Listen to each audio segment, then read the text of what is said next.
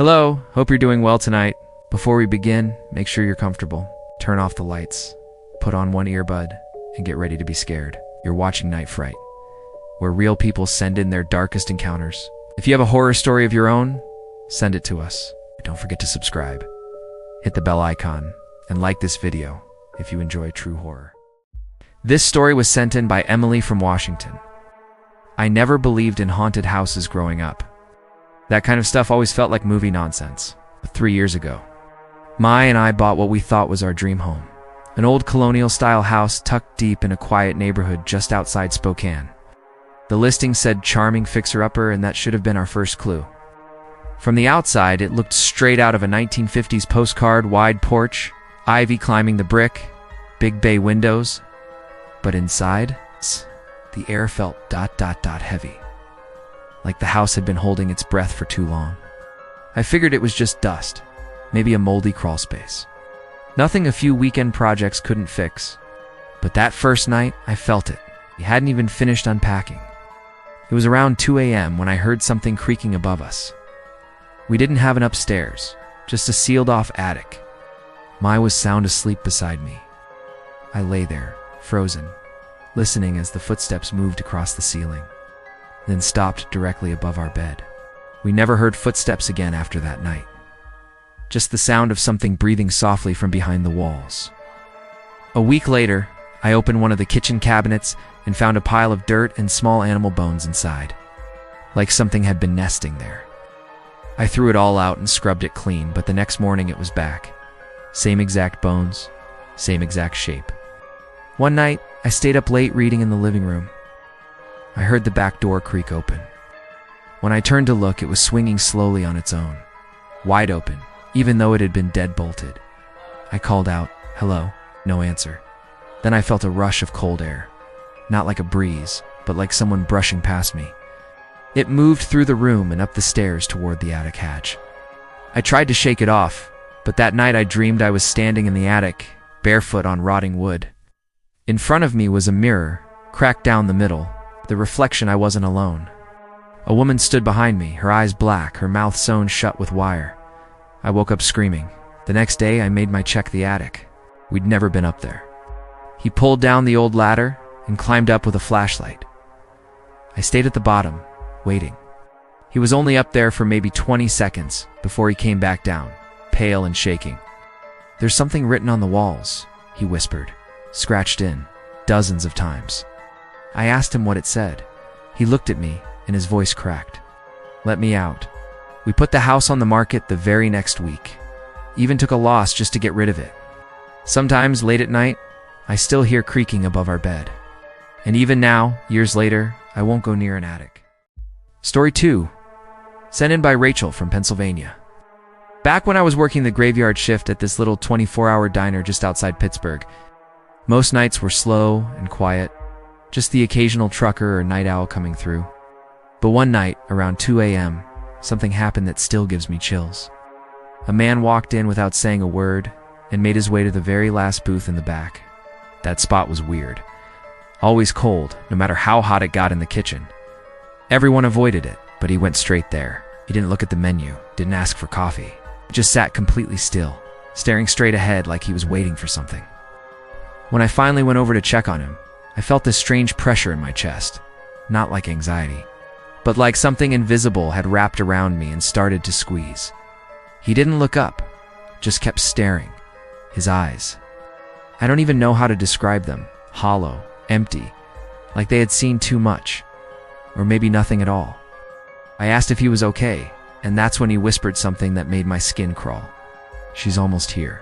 Right then, exactly as he said it, the bell above the front door jingled, but no one came in. The door didn't open.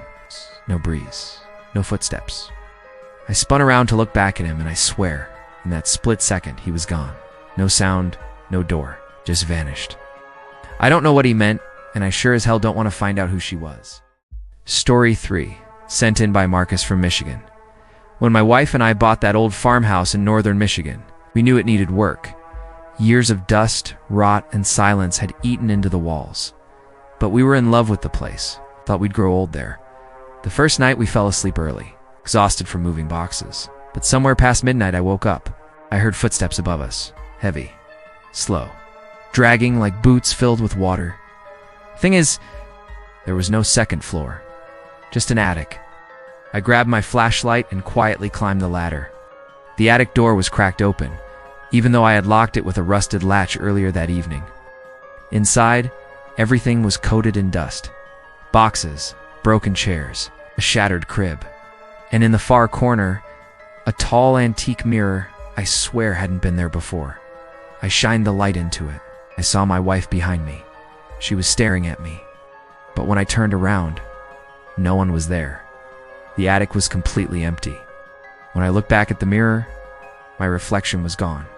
We left the house the next day, left everything behind.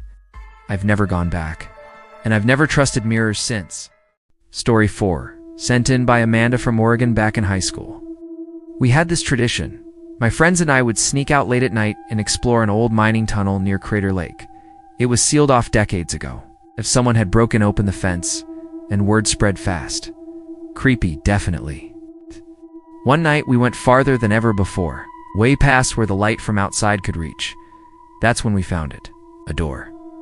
It was made of old wood, rotting in places, but still shut tight. Heavy chains were wrapped around it, bolted straight into the rock. What really freaked us out were the carvings. Strange, sharp symbols etched into the frame, symbols none of us could recognize. We joked about it, called it the demon door, took pictures, tried to act tough. Then we heard it, scratching. Slow, rhythmic, deliberate, not from rats or water. It sounded like fingernails. It was coming from the other side of that door. We didn't wait. We turned and ran. None of us said a word until we were back in the car. A week later, my friend Jenny disappeared. No note, no signs of struggle. It's gone. Now, every time I walk near the woods behind my house, I swear I hear her voice calling my name, and sometimes it sounds like it's coming from underground. Story 5. Sent in by Tyler from Texas a few years ago. I got a job restoring this old abandoned church way out in the countryside. The building had been empty for decades. The roof was half collapsed, pews covered in dust, and ivy creeping in through the windows. It felt dead, or ... almost dead. From the first day, things felt wrong. Every time I walked in, the altar candles were already lit. There was no power in the place. No one else had access. And yet those candles were burning like someone had just been there. At first, I told myself it was just some prank. Maybe local kids messing around. Then, one afternoon, I found a Bible open on the lectern. Pages yellowed and brittle, with a single verse circled in red ink. It read, "The dead will rise first."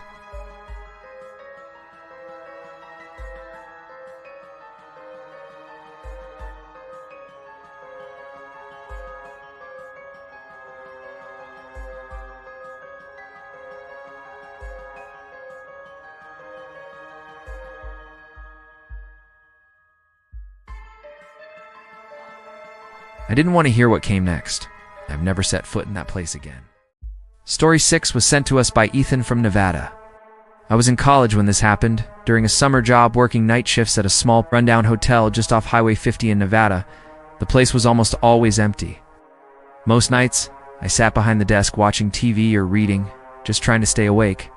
One night, around 2:30 a.m., a man came in, tall, dressed in a dark overcoat, even though it was the middle of July.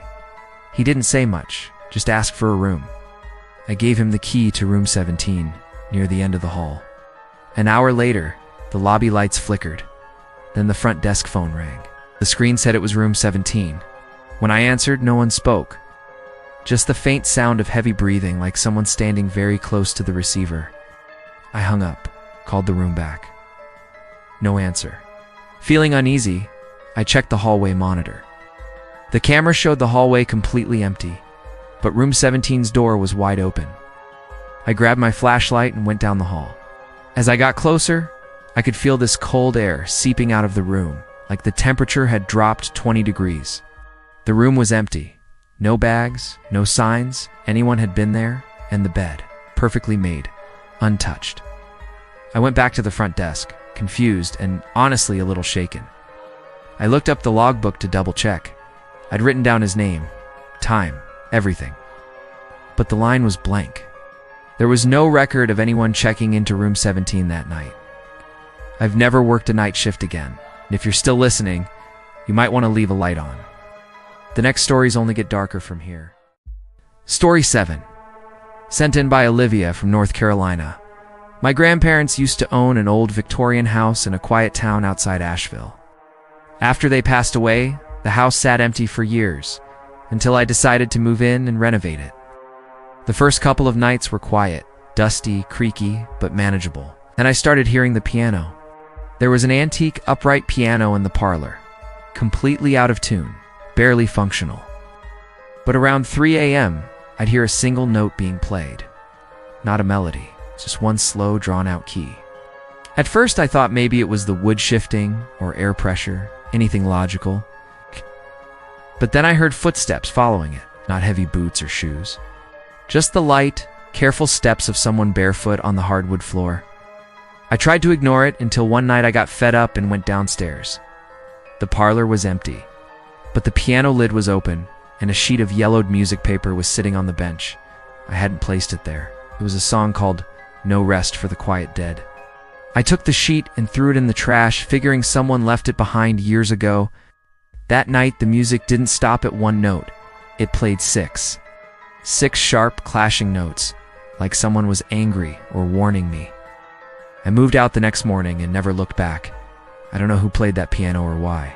But I still hear those same 6 notes in my dreams. And every time I do, I wake up to the sound of footsteps right outside my bedroom door. Story 8. Sent in by Ethan from Nevada when I was in college. A few friends and I rented a cheap off-campus house near Reno. The place was old and creaky, but it had a huge basement that we turned into a hangout spot. One night we were down there watching horror movies when the lights flickered. Not just a little, but violently, like someone was flipping the switch on and off from upstairs. We thought it was just a power surge. But then the basement door slammed shut. We ran up, thinking one of the roommates was messing with us, but the house was empty. All the doors were locked from the inside. We laughed it off, tried to forget it, but weird things kept happening. Items would go missing and then show up in strange places. Cold spots would move through the room like something invisible was brushing past us.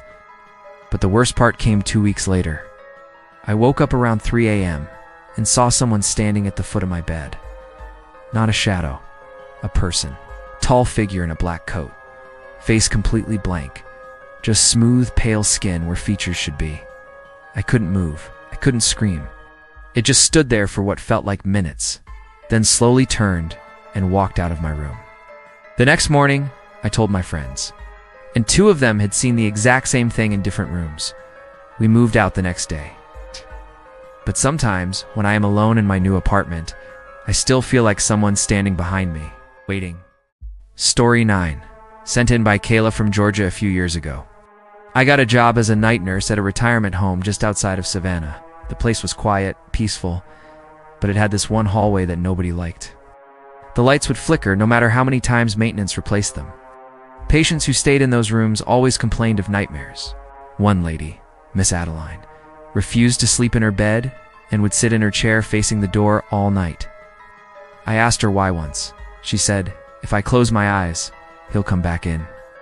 When I asked who he was, she just shook her head and whispered, "He walks on the ceiling." I thought maybe it was just dementia. But then one night, while doing rounds, I saw something that still keeps me up. I was passing that hallway when I heard soft creaking like footsteps, but they were above me. I looked up and I swear, something was crawling across the ceiling, fast, human-shaped but too thin. Its arms bent the wrong way, and it was smiling at me. I ran. I didn't even finish my shift. I just clocked out and never went back. Miss Adeline passed away 2 days later, in her chair, facing the door. Story 10. Sent in by Ethan from Nevada, back in college. I shared an apartment with 2 other guys just outside Reno. It was cheap, old, and honestly falling apart, but it was all we could afford. The weird stuff started in the kitchen. We'd find the cabinet doors wide open every morning, even though we always closed them. Sometimes the microwave would beep randomly, even when no one was near it. One night, I got up to grab water and saw all the burners on the stove turned on. Full blast. But not a single one was hot. We joked that we had a ghost who couldn't cook. But then it got darker. My roommate Tyler started talking in his sleep. Full conversations. He'd sit up straight and stare at the kitchen doorway, mumbling things like, "She's waiting," or "Don't let her in." We laughed it off until one night I walked into the living room and saw someone standing in the kitchen. A woman, long black hair, barefoot, wearing a soaking wet dress, just standing behind the counter. I thought it was a prank. I yelled out, but she didn't move. She just tilted her head slowly and grinned. Then she vanished. Right in front of me. We moved out that weekend. But sometimes I still dream of her, standing just outside my bedroom door, dripping water onto the floor.